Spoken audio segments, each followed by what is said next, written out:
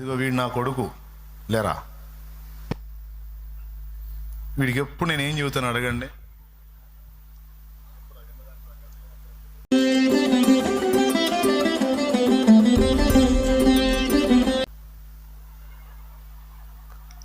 దైవజనులు ఎక్కువగా మాతో చెప్పే మాట ఏంటంటే, నాతో పాటు ఉండటం కాదు కానీ మీరు ఎప్పుడైతే దేవునితో కలుసుకుంటారో, దేవుణ్ణి పొందుకుంటారో, నేను ఎక్కువగా ఆనందించేది, మీ దగ్గర నుంచి కోరుకునేది అదే అని చెప్తాడు ఆయన.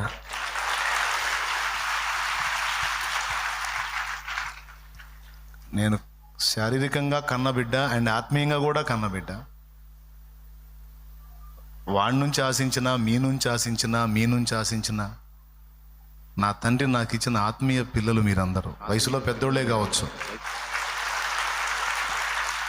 మా అమ్మ మా నాన్న నాకు జన్మనిచ్చి తల్లిదండ్రులు అయినప్పటికీ ఆత్మీయంగా నేను కన్న పిల్లలు వాళ్ళు. ఆత్మీయంగా నేనే వాళ్ళకి తండ్రిని, తెలుసా? అట్లాగా వయసులో మీరు నాకంటే పెద్దోళ్ళైన దేవుడు నాకు ఇచ్చిన ఆత్మీయ పిల్లలు మీరు. మీ అందరినీ కూడా యోధులుగా తయారు చేయాలి, యోధులుగా తయారు చేయాలి, సత్య సంబంధులుగా తయారు చేయాలి, దేవునితో అంటుకట్టబడిన వాళ్ళుగా తయారు చేయాలి, దేవుని పాత్రలుగా, దైవజనులుగా, దైవజనురాండ్రుగా, సువార్థికులుగా, దేవుని కొరకు పరిచర్య చేసే యోధులుగా, ఆత్మల సంపాదకులుగా, ఆత్మలకు రక్షణకరమైన వ్యక్తులుగా మిమ్మల్ని చూడాలనేది నా ఆశ, నా ఆరాటం, అదే నా పోరాటం, నా ప్రార్థన.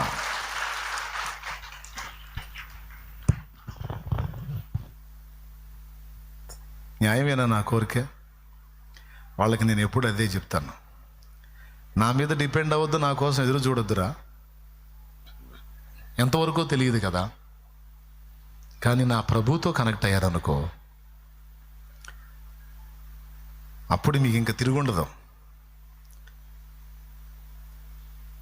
అన్ని సందర్భాల్లో నా నుండి డైరెక్షన్ చేయడు కదా, కానీ నాన్న అందని టైముల్లో కూడా ఆ నాన్న మాత్రం ఎడబాయడురా. దేవునికి స్తోత్రం. ఇప్పుడు నన్ను కన్న తండ్రి, ఆత్మీయంగా రక్షణ నడిపించిన తండ్రి పోయినారు, కానీ ఆయన పోలేదుగా, ఆయన ఉన్నాడుగా. కాబట్టి మీకు అందరికీ చెప్తున్నాను, దయచేసి ఈ అలవాటు నేర్చుకోండి. కొత్తగా వచ్చిన వాళ్ళు ఏదో నా చేతుల కోసం ఎదురు చూస్తున్నారంటే వాళ్ళకి తెలియదు, వాళ్ళకి ఎదుగుదల లేదు, ఇప్పుడే వచ్చారు, వాళ్ళని రానియండి, ఇబ్బంది లేదు. కానీ ఒక ఆత్మీయ అంతస్తుకి ఎదిగి మీరుగా దేవునితో కలుసుకునే ఆ స్థాయికి వచ్చి మీరు ఇంకా పిల్లల్లాగా ఆలోచించవాకండి. ఎంతమందికి అర్థమైందా బాయ్? మంచోడు బుద్ధి మాంసం దగ్గరని కోటం అయినాక మీ సంగతి తెలుస్తా. దేవునికి స్తోత్రం. నిజంగా ఈ మాటతో కట్టుబడి ఉన్నారో లేకపోతే గుంపులోకి వచ్చారో చూస్తా నేను. దయచేసి అర్థం చేసుకోండి. ఇప్పుడు పాయింట్కి వస్తాను, ఒక్క మొక్క చదివించేసి ముగించేస్తాను నేను. తిమోతిని గురించి మాట్లాడుతూ ఒక అమూల్యమైన మాట అన్నాడు. దానికి ముందు ఆయన అవ్వ గురించి, తల్లి గురించి చెప్పాడు. నిష్కపటమైన నీ విశ్వాసమును గూర్చి తలంచుకొని నీవు నా విషయమై దుఃఖపడుతున్నావు అని తెలుసుకొని నేను నీ గురించి చింత కలిగి ఉన్నాను తిమోతి. నిన్ను చూడాలని మిగులు ఆశగా ఉంది నాయనా నాకు. అయ్యా, కానీ 2వ పత్రికలో ఆట్టే కాలము నీకు అందుబాటులో ఉండలేను కదా నాయనా నేను. అయినప్పటికీ స్వచ్ఛందంగా నీ అంతటా నీవే నీ అందు విశ్వాసం కలిగి ఉన్నావు నాయనా నువ్వు. అది నిష్కపటమైన విశ్వాసం. నిన్ను పెంచిన ఆత్మీయ నాయకునికి నమ్మకంగా ఉన్నావు. నిన్ను సృష్టించి పిలిచి రక్షించిన దేవునికి కూడా నమ్మకంగా ఉన్నావు. నీ విశ్వాసాన్ని తలంచుకొని నేను కూడా ప్రభుకి కృతజ్ఞతాస్తుతులు చెల్లిస్తున్నాను అని ఆ విశ్వాసము మొదట నీ అవ్వ అయిన లోయలోను, నీ తల్లి అయిన యూనికేలోను వసించింది. అది నీ యందు సహా వసించుచున్నదని నేను రూఢిగా నమ్ముచున్నాను. బా, అపోస్తలులు పెంచిన పెంపకం గురించి ఇంతకు ముందు చెప్పాను నేను. ఆ పెంపకంలో భక్తులు ఎట్లా తయారయ్యారో రాసుకున్నారు మీరు. ఇప్పుడు లోయి యూనికే యొక్క పెంపకంలో ఒక తిమోతి లేచాడు. ప్రియమైన తల్లులారా, ప్రియమైన తండ్రులారా, దేవుని రెక్కల నీడలో నా యొద్ద మీరు పెంచబడుతున్నారు. అయితే మీరు కూడా మీ బిడ్డల్ని పెంచే విషయంలో కొంచెం మెలకువగా ఉండండి. మీరు ఎలాగ ఎదుగుచున్నారో, పెంచబడుతున్నారో చూస్తున్నారు కదా. మీ పిల్లల్ని కూడా భక్తిలో పెంచడానికి మీరు జాగరూకులై ఉండండి. ఎందుకంటే పౌలు తిమోతిని ఎత్తినప్పుడు వాళ్ళ అబ్బ గురించి ఎత్తాడు, అమ్మ గురించి ఎత్తాడు. లోయి విశ్వాస వీరురాలు, యూనికే విశ్వాస యోధురాలు. వాస్తవంగా అన్యుణ్ణి చేసుకున్నప్పుడు అన్యక్రమంలోకి వెళ్ళిపోవాలి, కానీ అన్యుణ్ణి చేసుకున్నప్పటికీ కూడా జీవము గల దేవుని వదలలేదు. కొంతమంది ఆడపిల్లలు నాకు తెలుసు, ఏదో ఫ్యామిలీ మెంబర్స్ ఊరుకోలేదు, పెద్దోళ్ళు అన్యులకి ఇచ్చి పెళ్లి చేశారు. పెళ్లి చేయకముందు ఈమె చాలా భక్తిగా ఉంటుంది, ఆత్మీయంగా ఉంటుంది. ఒక రకంగా చెప్పాలంటే ఈమె కొలతలు చూస్తే పాస్టర్ అమ్మ ఇద్దేమో అనిపిస్తుంది. కానీ ఆ చేసుకున్న అన్యుడితో కలిసి కొంతకాలం సాంగత్యం చేసిన తర్వాత ఈ పాస్టమ్మ కాస్త బ్లాస్ట్ అయిపోయి, భ్రష్టురాలైపోయి, మళ్ళా వాళ్ళ క్రమంలో వెళ్ళేటువంటి పరిస్థితి కొంతమందిని చూశాను నేను. మైండ్ పోయింది నా. అబ్బో ఏదో అయింది అనుకుంటే ఏదో అయిందిగా. ఎవరిని ఆశించి? ఒక మనుషుని కోసం దేవుణ్ణే వదిలేసుకున్నారు. కానీ ఇక్కడ యూనికే అన్యుణ్ణి చేసుకుంది, కానీ అన్య ఎఫెక్ట్ అనేది యూనికే మీద పడలేదు, లోయి మీద కూడా పడలేదు. వాళ్ళు ఏ ప్రదేశంలో ఎక్కడ ఉన్నా వారు దేవుని సంబంధులుగానే ఉన్నారు. మోయాబు పోయినా నయోమి యెహోవా వైపే దృష్టి కలిగి ఉంది. మోయాబు లోకంతో పోల్చుకోండి, మోయాబు సంబంధులు లోక సంబంధులతో పోల్చుకోండి. లోక సంబంధుల మధ్యలోకి పోయినా నయోమి మాత్రం సైన్యములకు అధిపతిగా యెహోవా భక్తురాలుగానే ఉంది. ఇంతకీ అన్యుణ్ణి చేసుకుందని ఎక్కడుంది? తిమోతి తల్లి యూదురాలు, తండ్రి అన్యుడు అని ఎక్కడుంది? అపోస్తల కార్యం తీసుకోండి, ఆ ఒక్క వచనం చూపించి.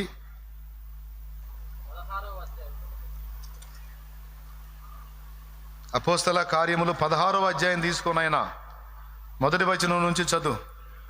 పౌలు దెర్బేకును లుస్త్రకును వచ్చెను. అక్కడ తిమోతి అను ఒక శిష్యుడుండెను. అతడు విశ్వసించిన యొక్క యూదురాలి కుమారుడు. అతని తండ్రి గ్రీసు దేశస్థుడు. ఓకేనా? విశ్వసించిన యూదురాలి కుమారుడు, తండ్రి గ్రీసు దేశస్థుడు అంటే అన్యుడు. కానీ అన్యునికి భార్య అయినప్పటికీ విశ్వాసంలో మాత్రం తను క్రీస్తునందే ఉంది. ఎవరామె? తిమోతి తల్లి. ఆమె పేరేంటి? యూనికే. వాళ్ళమ్మ పేరు తిమోతి అవ్వ లోయి. బహుశా లోయి ఎఫెక్టు యూనికే మీద పడి ఉండొచ్చు, వీళ్ళిద్దరు ఎఫెక్టు తిమోతి మీద పడింది. పౌలుకి ఒక నమ్మకమైన శిష్యుడు, బైబిల్ గ్రంథంలో 2 పత్రికలకు స్థానం సంపాదించుకున్న శిష్యుడు తిమోతి. విలువైన పాఠాలు, పాస్టర్లకు సంబంధించిన పాఠాలు, సేవకు సంబంధించిన పాఠాలు ఎన్నో తిమోతి పత్రికల్లో పౌలు మాట్లాడాడు. ఇక్కడ పాయింట్ ఏంటంటే, నువ్వు అవ్వవో అమ్మవో, నువ్వు తాతవో నానవో, నీ కుటుంబం మీద, నీ బిడ్డల మీద నీ ఎఫెక్ట్ ఏ విధంగా పనిచేస్తుంది అనేది కొంచెం జాగ్రత్తగా చూసుకో. నువ్వు ఎలా ఎదుగుతున్నావో చూసుకో, అలాగే నీకు ఇచ్చిన బిడ్డల్ని నువ్వు ఎలాగో సిద్ధపరుస్తున్నావో కూడా చూసుకో. బైబిల్ గ్రంథంలో కొంతమంది తల్లులు ఉన్నారు, అవ్వలు కూడా ఉన్నారు. అతల్య అనేది ఒకటి ఉన్నది. అవ్వ పేరు అతల్య. అవ్వ కొడుకు చచ్చిపోయాడు, కొడుకు రాజు, కొడుకు చచ్చిపోయాడు. ఈమెకి రాజ్యాకాంక్ష. ఇప్పుడు కొడుకు పోతే మనవాళ్ళ లైన్లోకి రావాలి, మనవాడు వెళ్ళాలి. కానీ ఏం చేసిందో తెలుసా? కొడుకు సంతతి మొత్తాన్ని హతం చేసింది. ఈ దిక్కుమాలింది అతల్య, చంపేసింది. ఒక్కడు తప్పించుకుంటాడు, వాడు తప్పించుకున్నాడని తెలియదు. ఈమె రాణి అయి రాజ్యం పరిపాలించిద్ది. కొడుకు పిల్లలు మనవ సంతానాన్ని చంపించిద్ది, దుర్మార్గురాలు. రాజుల 2వ గ్రంథము 11:1 చదువు. అహజ్యా తల్లి అయిన అతల్య తన కుమారుడు మృతి పొందినని తెలుసుకొని లేచి రాజకుమారులందరినీ నాశనము చేసి ఆమె ఏళ్ళతో మొదలుపెట్టింది, చివరికి చచ్చుద్దిలే, చివరికి చచ్చుద్ది, మధ్యలోనే పోయిద్ది. ప్రిల్లారా, అతల్య ఒకటి కనపడిద్ది, యెజబేలు ఒకటి కనపడిద్ది, హేరోదియా ఒకటి కనపడిద్ది. భక్తిహీనులు, దుర్మార్గపు మనసు కలిగిన వాళ్ళు, కుటుంబాలకు శాపంగా మారినటువంటి వాళ్ళు అవ్వలుగా ఉన్నారు, తల్లులుగా కూడా ఉన్నారు. అది ఎంత దిక్కుమాలిందండి హేరోదియా, పనికి మాలింది. కూతురు నాట్యమాడి తండ్రి ముందు తండ్రిని మెప్పిస్తే తండ్రి అడుగుతాడమ్మా, బిడ్డ భలే డ్యాన్స్ చేసావురా, నాకు నచ్చిందమ్మా, నువ్వు ఏం కోరుకుంటావో కోరుకోమ్మా, నువ్వు కోరుకున్నది నీకు ఇస్తారా తల్లి అని అంటే ఏమడగాలండి బిడ్డని? బిడ్డ ఎంత మంచిది పాపం, పాప అమ్మనడిగి చెబుతాను డాడీ అంటది. అమ్మ దగ్గరికి పోయిద్ది అమాయకంగా, అమ్మ డాడీ కోరుకోమన్నాడు, ఏం కోరుకోవాలో చెప్పమ్మా అని అడిగిద్ది. తండ్రి కోరుకోమన్నాడు, ఏం కోరుకోమంటావా మన అమాయకంగా అడిగితే ఏం చెప్పాలి హేరోదియా? అమ్మా ఈ టైం కోసం ఎదురు చూస్తున్నాను రా బంగారం, బాప్తిసం ఇచ్చు యోహాను తలగొట్టించి నాకివ్వమని అడిగమ్మా పళ్ళెంలో పెట్టి. బాప్తిసం ఇచ్చు యోహాను ఎవరు? దేవుడు నియమించినటువంటి ప్రవక్త, దేవుని స్నేహితుడు. స్త్రీలు కనిన వారిలో అతని వంటి వాడు లేడు. పుట్టినది మొదలుకొని పరిశుద్ధాత్మతో నిండుకొనినవాడు. యేసుక్రీస్తు ప్రభు రక్షకుడైతే రక్షకుడికే బాప్తిస్మం ఇచ్చిన వ్యక్తి బాప్తిస్మం ఇచ్చి యోహాను. అలాంటి వాణి తలగొట్టించి తెప్పించిందంటే పిల్లకి ఎంత శాపం తెచ్చి పెట్టిందో చూడండి ఈ తల్లి. సరే, ఈ పిచ్చిది అడిగింది అనుకో, వాడికి తెలుసు, హేరోదుకు తెలుసు బాప్తిస్మం ఇచ్చి యోహాను సామాన్యుడు కాదు, దైవ ప్రవక్త, దేవుని సంబంధం. ఆ దరిద్రుడు కూడా తెలుసు. ఆ దరిద్రుడికి వాడేం చేశాడు? తద్వారా తనకు తన బిడ్డకి నాశనాన్ని తెచ్చుకున్నాడు వాడు కూడా. అంటే పిల్లలకి శాపాన్ని తెచ్చే తండ్రులు, శాపాన్ని తెచ్చే తల్లులు. మీరు ఎలా పెంచబడుతున్నారో ఆత్మీయంగా, మీ బిడ్డల్ని ఎలా పెంచుతున్నారో జాగ్రత్తగా చూసుకోండి. బిడ్డల్ని భక్తికి, ఆత్మీయతకు, దేవునికి కనెక్ట్ చేయండి. దేవుని భయం నేర్పండి, దేవునికి లోబట్టం నేర్పండి, దేవుడికి ఇష్టమైన కార్యాలు చేయటం మీరు చేసి చూపించండి. ఆటోమేటిక్గా మీ పిల్లలకు వచ్చేస్తాయి. మాటలు చెప్పకండి, మీరు చేసి చూపించండి. బీదలకు సాయం చేస్తే దేవుడికి నచ్చిద్దిరా అని నువ్వు చెప్పటం కాదు, నువ్వు సాయం చేయటం నీ బిడ్డ చూస్తే ఆటోమేటిక్గా వాడు అదే చేస్తాడు. తండ్రి ఏమి చేయుట కుమారుడు చూచునో కుమారుడు దానినే యోహాను సువార్తలో ప్రభు అన్నాడు. దేవునికి మహిమ. మనం ఏం చేస్తామో మన పిల్లలు చూసి అదే చేస్తారు. మనమే లోక సంబంధంగా, శరీర సంబంధంగా, మనమే లోకాశలు చంపుకొని దిక్కుమాలిన స్థితిలో నడుస్తుంటే మన పిల్లలు మంచి త్రోవలు ఎలా నడుస్తారు? నేను చెప్తున్నాను, తిమోతి అవ్వ తిమోతిలో విశ్వాసపు పునాది వేసిందిట. ఆ విశ్వాసం అనేది అక్కడి నుంచి ట్రాన్స్ఫర్ అవుతుంది. అందుకే తిమోతి ఎంత గొప్పవాడయ్యాడంటే, పౌలుకున్న శిష్యులలో తిమోతి కంటే గొప్ప గుర్తింపు పొందినోడు ఇంకొకడు కనపడడు మనకి. అవునా? ఆ విశ్వాస ప్రభావం ఎంత పనిచేసిందంటే, పౌలంతటి వాడే తిమోతి మీద చేయుంచి, నా హస్త నిక్షేపణ వలన నీకు కలిగిన కృపావరమును ప్రజ్వలింపజేయవలనని నేను ఎంతో కోరుచున్నాను అంటాడు పౌలు. పౌలంతటి వాడే అసలు బాప్తిజం ఇవ్వడానికే ఇష్టపడని పౌలు ఏకంగా తిమోతి మీద హస్త నిక్షేపణే చేశాడంట. దేవునికి స్తోత్రం కలుగును గాక. అంత ఆకర్షించాడు తిమోతి పౌలుని. ఆఖరికి పౌలు ప్రభు దగ్గరికి వెళ్ళబోయేటప్పుడు చివరి లెటర్ కూడా తిమోతికే రాస్తాడు. అందులో చెప్తాడు, తిమోతి, శీతాకాలం రాక మునిపే నువ్వు నా యొద్దకు రావడానికి ట్రై చేయి. ఒకవేళ శీతాకాలం వచ్చిందంటే, అంటే చలికాలం వచ్చిందంటే నువ్వు సముద్రం మీద ప్రయాణం చేయలేవు. తీరా నువ్వు అన్నీ అయిపోయి వచ్చేటప్పటికి నేను ఈ లోకాన్ని వదిలి ప్రభు దగ్గరికి వెళ్ళిపోతాను. నాయనా, వెళ్ళక మునుపు నిన్ను చూడాలని ఆశగా ఉంది. తిమోతి, మంచి పోరాటం పోరాడా, నా పరుగు గడముట్టించా, నా విశ్వాసం కాపాడుకున్నా. ఇక మీదట నా కొరకు నీతి కిరీటం ఉంచబడని తిమోతి, నాయనా, నా ఆత్మీయ కుమారుడా, దైవజనుడా, నా ప్రియమైన బిడ్డ, రాయ్యా నా దగ్గరికి నేను చూడాలనుంది అంటాడు. మనమందరం గొప్పగా భావించేది పౌలు మహనీయుడిని అయితే, పౌలు గుండెల్లో ఎంతో ఉన్నతంగా పెట్టుకున్న వ్యక్తి తిమోతి. అంత గొప్పవాడు తిమోతి ఎలా అయ్యాడంటే, అవ్వ అమ్మ, నాయనా ఈరోజు ఒక తండ్రిగా నువ్వు ఉన్నావు, తల్లిగా నువ్వు ఉన్నావు. బిడ్డలకి ఎలాంటి పునాది వేస్తున్నావు మనం జాగ్రత్తగా చూసుకోవాలి. లేకపోతే వాళ్ళు తేడా పడతారు. అతల్య మనవ సంతానానికి నాశన కారణమైంది. యెజబెలు బిడ్డ తరం శాపానికి కారణమైంది. హేరోదియా తన కూతురు బంగారు భవిష్యత్తును నాశనం చేసి కూతుర్ని శాపగ్రస్తురాలిగా యావత్ క్రైస్తవ సంఘమంతా కూడా దూషించేటువంటి బిడ్డగా తన బిడ్డకు తరతరాల శాపాన్ని తెచ్చిపెట్టిన దౌర్భాగ్యురాలుగా హేరోదియా ఉంది. ఈరోజు ఒక తల్లిగా నువ్వు ఉన్నావు, తండ్రిగా నువ్వు ఉన్నావు. ఒకవేళ తల్లివి కాబోతున్నావేమో, లేదా తర్వాత అయినా అవుతావు కదా, లేదు అయ్యే ఉన్నావేమో. నువ్వు ఆత్మీయ తల్లిగా ఉన్నా, భౌతిక తల్లిగా ఉన్నా, నీ పిల్లల్ని నువ్వు ఎలాగ బ్యాలెన్స్ చేస్తున్నావు? ఒక్క పాయింట్ని గుర్తుపెట్టుకో. నీ పెంపకం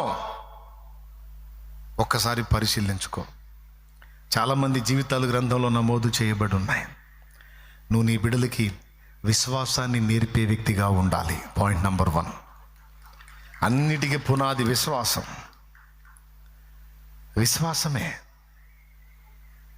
అద్భుతాలకు కారణం విశ్వాసమే. అగ్ని పరీక్షకు నిలబడేది విశ్వాసమే. మళ్ళీ చెప్తున్నా, అద్భుతాలకు కారణం విశ్వాసమే. అగ్ని పరీక్షకు నిలవాల్సింది విశ్వాసమే.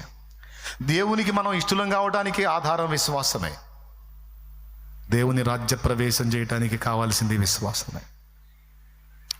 నీతి కిరీటానికి, నిత్య బహుమానానికి ఆధారం విశ్వాసమే. అలాగే అసాధ్యమన్నది లేని కార్యాలు చూడాలంటే విశ్వాసమే.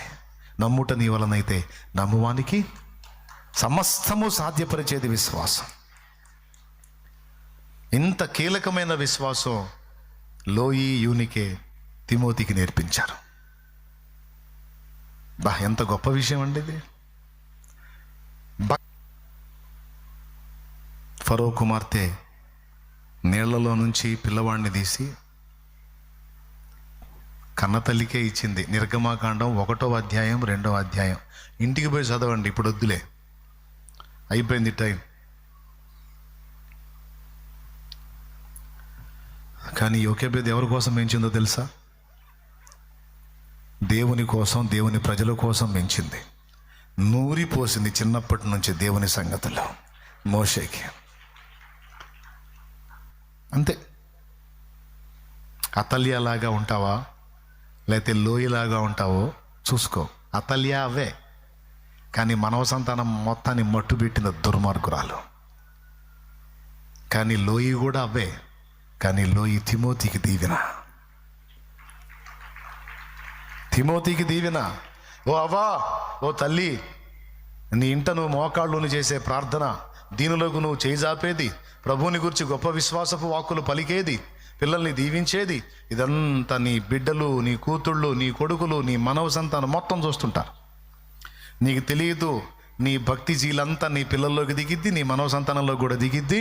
స్టార్టింగ్లో వాళ్ళు కొంచెం అటు ఇటు అయినా అనిపించినా మొత్తం ట్రాక్లోకి వస్తారు.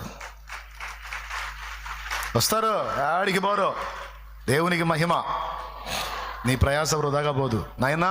నీకు కూడా చెప్తున్నాను, నీ మోకాళ్ళ అనుభవం, దేవునితో నువ్వు మాట్లాడుకోవటం చెప్పుకోవాలా. మా తాత మోకాళ్ళుని ప్రతిరోజు దేవునితో మాట్లాడే భక్తిపరుడు మా తాత చాలా ఆత్మల్ని రక్షణలోకి నడిపించినోడు, ఏసై కోసం గొప్ప త్యాగాలు చేసినోడు.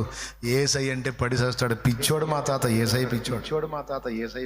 కాస్త కూస్త మేము ఏదన్నా భక్తి నేర్చుకున్నామంటే మా తాతను చూసి నేర్చుకున్నాం, మా నాన్నను చూసి నేర్చుకున్నాం, మా అన్నను చూసి నేర్చుకున్నాం, మా అక్కను చూసి నేర్చుకున్నాం, మా తమ్ముడి వల్ల మేము దేవునికి కనెక్ట్ అయ్యాం, మా చెల్లి వల్ల మేము దేవునికి కనెక్ట్ అయ్యామని చెప్పుకోవాలి. తల్లి, నీ ఫ్యామిలీ మెంబర్స్ చెప్పుకోవాలి. నీ నైబర్స్ చెప్పుకోవాలి. నీ సమాజ ప్రజలు. ఆ విధంగా నా తండ్రి మిమ్మల్ని, నన్ను, మనల్ని తయారు చేయనుగాక. ఆమేన్.